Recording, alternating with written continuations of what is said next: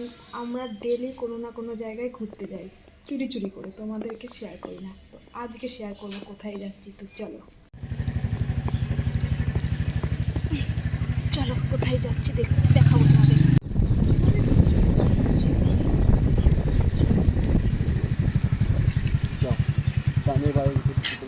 ঘোড়ার বেগ যখন মাথায় চাপে তখন কিছু না খেয়ে দেই আমরা বেরিয়ে পড়ি ঘুরতে এরকম। তো দেখো কোথায় এসছি, এই যে একটা জায়গায় এসছি, এটা গ্রহরাজ মন্দির।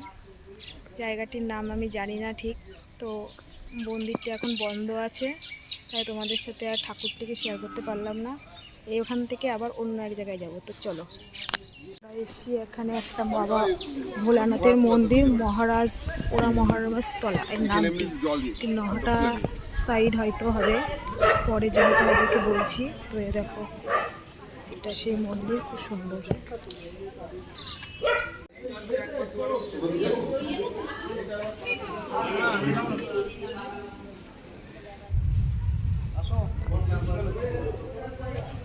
ধূপকাঠি মোমবাতিটা জ্বালাই একটা কিন্তু জোর বৃষ্টি আছে।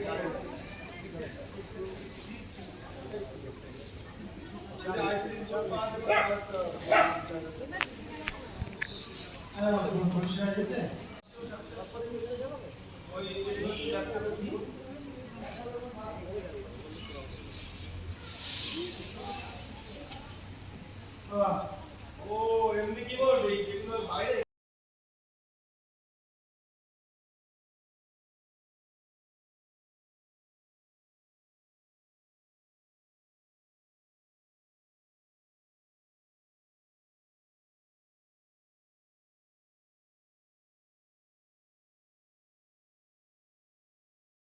ভোলানাথের শিব মন্দির, এই যে মন্দিরটা দেখছো এর মধ্যে শিব মন্দির, শিবলিঙ্গ আছে। এখানে সবাই বাবা ভোলানাথের পুজো দিচ্ছে, যেহেতু আজকে শ্রাবণ মাসের সোমবার। তো এই মন্দিরটার জন্যই এখানে একটু মেলা মতোও বসে। আজকে বর্ষার জন্য কিছু কম দোকান বসেছে। তো মন্দিরটা খুব সুন্দর, খুব ভালো। তোমাদের যদি ভালো লাগে এখানে আসতে পারো। এটা নহাটা বলে হয়তো, আই থিঙ্ক, আমার জানা নেই সেরকম। নহাটা মহেশতলা, পোড়া মহেশতলা জায়গাটির নাম। তো দেখো এখানে একটি মায়ের মন্দির আছে, মায়ের মন্দিরটা তোমাদেরকে দেখাচ্ছি চলো। মাটা এত সুন্দর দেখতে, বেশ অন্যান্য মায়ের রূপও সুন্দর, কিন্তু এটা একটু অন্যরকমই লাগলো আমার। কত সুন্দর, কত সুন্দর দেখো দেখতে। তো আমার তো খুব ভালো লাগলো, তোমাদের কেমন লাগলো জানিও। তো আমার আবার একটা বোনের সাথে এখানে দেখা হয়ে গেল, কারণ ওরাও পুজো দিতে এসেছিলো।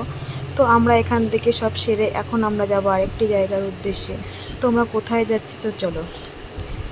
তো দেখো আমরা সেই 3 নম্বর জায়গায় চলেও এসেছি। এখানেও বাবা ভোলানাথেরই মন্দির, এবং এটা খুব সুন্দর নীরব নির্জন জায়গা, খুব ভালো লাগবে দেখো তোমাদের। বলেছিলাম না যে আবার একটা জায়গায় যাচ্ছি। তো দেখো এই যে আবার একটা জায়গায় এসেছি, এই একটা বাবা ভোলানাথ শিবলিঙ্গ। জয় বাবা ভোলেনাথ।